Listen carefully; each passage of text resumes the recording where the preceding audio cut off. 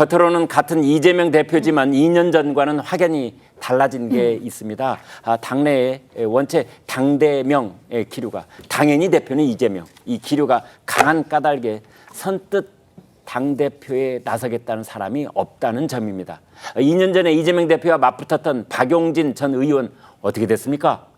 공천 과정에서 3번이나 비명 횡사를 당해서 비명 횡사의 끝판왕이라는 말까지 나온 적이 있는데요. 먼저 2년 전 당권을 두고 치열하게 대립했던 이재명 대표, 박용진 전 의원 모습 보시겠습니다. 연설이었습니다. 이상으로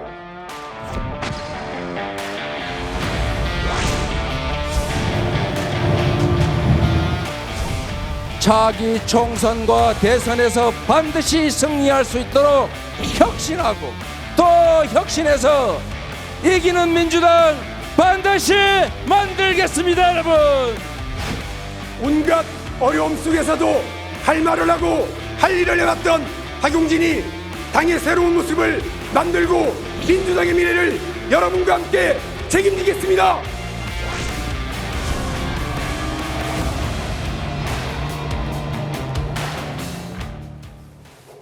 자, 한성훈 기자, 우리가 이제 2년 전 영상을 봤는데요. 그런데 결과적으로 놓고 보면은 저때의 그 대립이 결국은 지난 총선 때 영향을 미쳤다, 이렇게 봐야 되는 겁니까?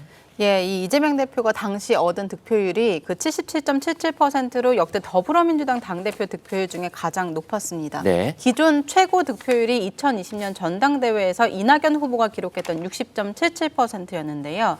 이 대표에게 패한 이 대표적인 비명계 인사인 이 박용진 의원이 이번에 공천에 탈락한 게 이 민주당 총선 공천 국면을 상징적으로 보여주는 장면으로 꼽히고 있습니다.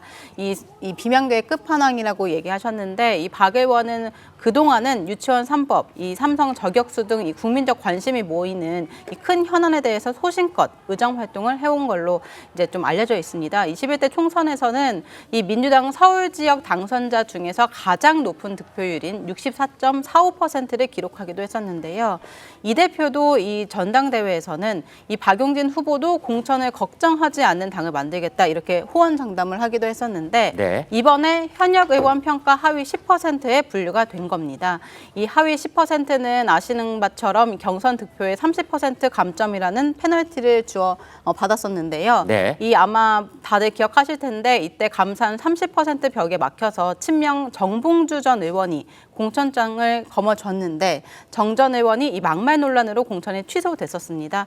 이때 이 박용진 의원이 다시 이 공천에 승계될 가능성이 있는 거 아니냐, 이렇게 점쳐졌는데 민주당 지도부는 다시 경선을 결정을 했었고요. 이때 이 여성 신인 가점 25%를 받은 조수진 변호사가 경선에 승리했습니다. 그런데 이 조수진 변호사도 아동 성범죄 변호 논란으로 좀 자진 사퇴했고, 이때 이 민주당이 박용진 의원이 아닌 한민수 대변인을 전략 공천했습니다. 이 박용진 의원은요, 이 주변에 이 결론이 정해진 경선이라서 새삼 다른 감정이 들지 않는다면서 이 우리 정치사에 다시 없어야 할 일이라고 이렇게 말을 했습니다. 네, 여러분 지난 3월에 있었던 일 이제 쭉 설명을 들으셨는데 아마 다 기억이 새록새록 나실 겁니다. 민주당 내에서 괜히 당대표 경선에 나섰다가 수박으로 찍혀서 박용진 전 의원의 꼴 날까 봐 무서워서 못 나온다, 이런 말이 있다는데요. 그 얘기를 좀 이어가 보도록 하겠습니다. 전지현 변호사님, 그래서 뭐 이번 이제 민주당 전당대회 3가지가 없다, 이런 얘기가 있다고 그래요? 예, 하늘 아래 태양이 두릴 수 없듯이 아버지도 두릴 수 없는 거잖아요. 예. 이재명 대표 민주당에는 말씀하신 대로 3가지가 없습니다. 첫 번째, 사람이 없어요.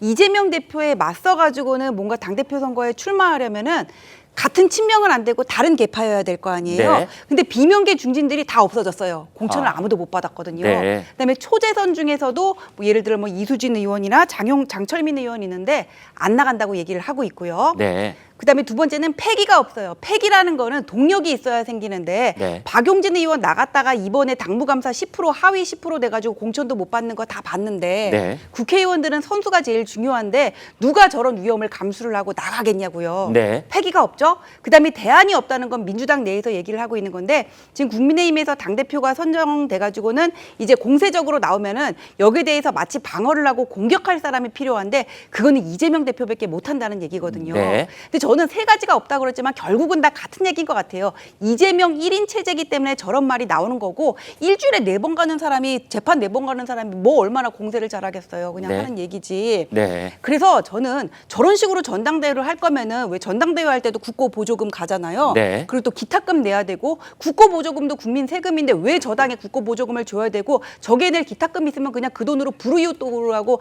말을 하고 싶은 거고요. 그다음에 지방선거도 있고 대선도 있는데 그거는 원래 현재 권력을 가진 정권에 대한 심판이거든요. 성격이. 네. 근데 지금 민주당은 내가 저기 청와대 가도 되는지 계속 나를 심판해 주세요. 나를 심판해 주세요. 이렇게 얘기를 하고 있어서 저런 식으로 가는 거는 결국 부메랑이 돼서 안 좋은 수로 돌아오게 될 거라고 생각합니다. 자, 전 대표님, 저 전 변호사님께요. 자, 만약 저런 상황이 벌어진다면은 이재명 대표가 무투표 당선될 가능성도 있습니까?